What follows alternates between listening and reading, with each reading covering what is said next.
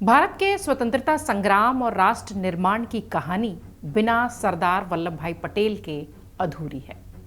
उन्होंने जिस भारत का सपना देखा वो केवल राजनीतिक स्वतंत्रता तक सीमित नहीं था, बल्कि वो चाहते थे कि एकजुट, सशक्त और अनुशासित राष्ट्र बने।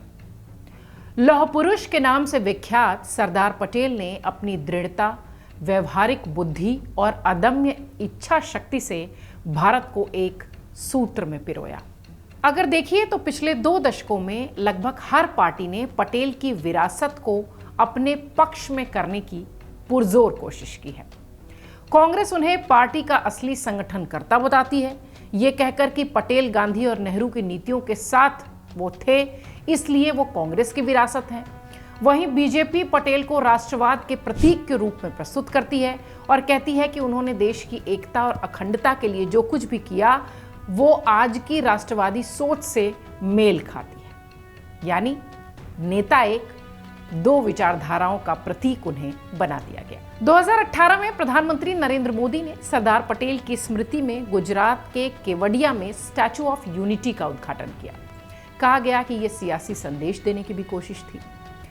182 मीटर ऊंची ये मूर्ति दुनिया की अब तक की सबसे बड़ी प्रतिमा है। ये राष्ट्रीय गौरव का प्रतीक भी है, लेकिन इसमें एक राजनीतिक संदेश भी छिपा है। पटेल का विचार गांधी या नेहरू से अलग था और राष्ट्रीय एकता पर केंद्रित था, जो बीजेपी की राष्ट्रवादी विचारधारा को सूट करता है। कांग्रेस ने इसे स्वीकार तो किया, लेकिन यह भी कह दिया कि पटेल की असली विचारधारा धर्मनिरपेक्ष और कांग्रेस निष्ठ थी, न कि किसी एक पार्टी के प्रति। यहीं से शुरू होता है पटेल पर सियासत का खेल।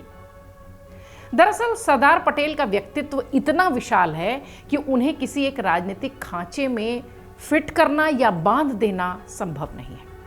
वो गांधी के अनुयायी थे, लेकिन व्यवहारिक राजनीति के पैरोकार भी थे। वो राष्ट्र की एकता के हिमायती थे, पर संविधान और लोकतंत्र के प्रबल समर्थक थे। आज की राजनीति में उनकी छवि को वैचारिक खेमों में बांट दिया गया। एक पक्ष उन्हें राष्ट्रवादी लौह पुरुष कहता है, तो दूसरा उन्हें सेक्युलर कांग्रेसमैन।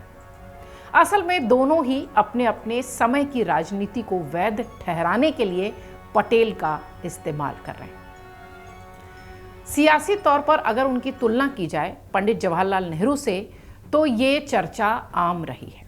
दोनों के विचारों में मतभेद थे, लेकिन राष्ट्रहित पर एकता भी थी। आज की राजनीति में दोनों को विरोधी खेमों के प्रतीक के रूप में पेश किया जाता है, जैसे किसी को ऊंचा दिखाने के लिए किसी को नीचा दिखाना जरूरी हो, ऐसा इन दिनों सियासत में दिखाई पड़ता है। यह राजनीति न सिर्फ इतिहास को तोड़ती है, बल्कि स्वतंत्र भारत की संस्थाओं की नींव को भी कमजोर करती है।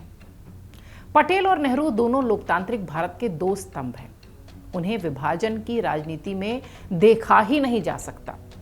सरदार वल्लभ भाई पटेल, जिनका नाम वल्लभ भाई झवेर भाई पटेल था, 1875 में गुजरात के नाडियाद कस्बे में एक साधारण से किसान परिवार में उनका जन्म हुआ था। उनके पिता झवेर भाई एक वीर और देशभक्त व्यक्ति थे। 1857 के विद्रोह में उन्होंने हिस्सा लिया था। उनकी मां लाडबाई धार्मिक और संस्कारवान महिला थी। गांव के सामान्य स्कूल में शिक्षा प्रारंभ करने वाले वल्लभ भाई ने आत्मनिर्भरता को जीवन का मूल मंत्र बना लिया। कठिन परिस्थितियों के बावजूद उन्होंने शिक्षा जारी रखी और 22 साल की उम्र में मैट्रिक की परीक्षा उत्तीर्ण की। आगे उन्होंने वकालत की पढ़ाई भी की और इंग्लैंड जाकर लंदन के मिडिल टेम्पल से बैरिस्टर की डिग्री प्राप्त की। वकालत में उन्होंने अद्भुत सफलता पाई। अहमदाबाद लौटकर जाने माने वकील बन गए। वकील से जन नेता तक की उनकी यात्रा बहुत दिलचस्प रही। पटेल का जीवन एक मोड़ तब लेता है जब वो महात्मा गांधी से प्रभावित होते हैं।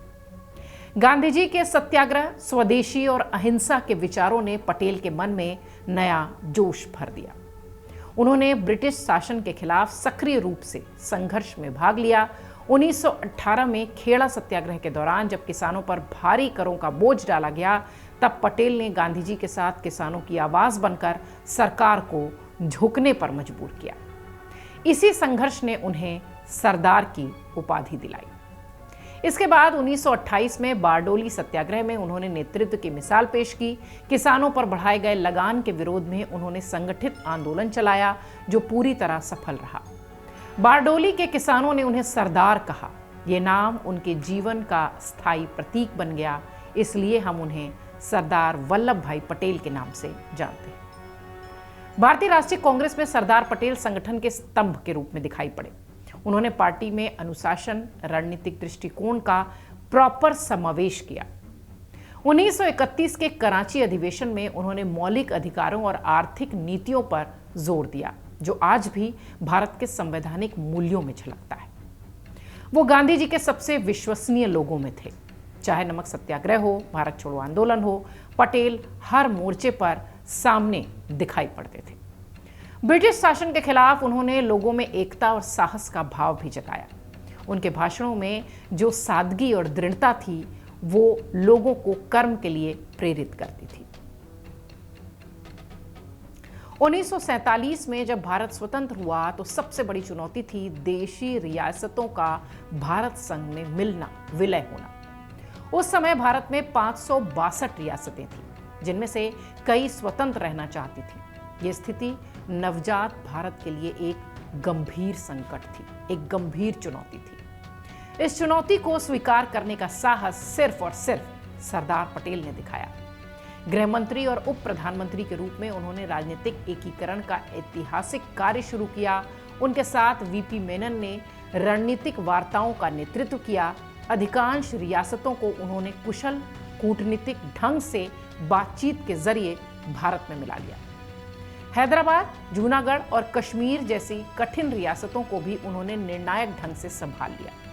हैदराबाद में निजाम की हट के बावजूद उन्होंने सैन्य कार्रवाई की, जिसको ऑपरेशन पोलो कहा जाता है। राज्य को भारत का हिस्सा उन्होंने उस वक्त बना लिया। जूनागढ़ के नवाब के पाकिस्तान जाने के निर्णय को उन्होंने जनमत से पलट दिया।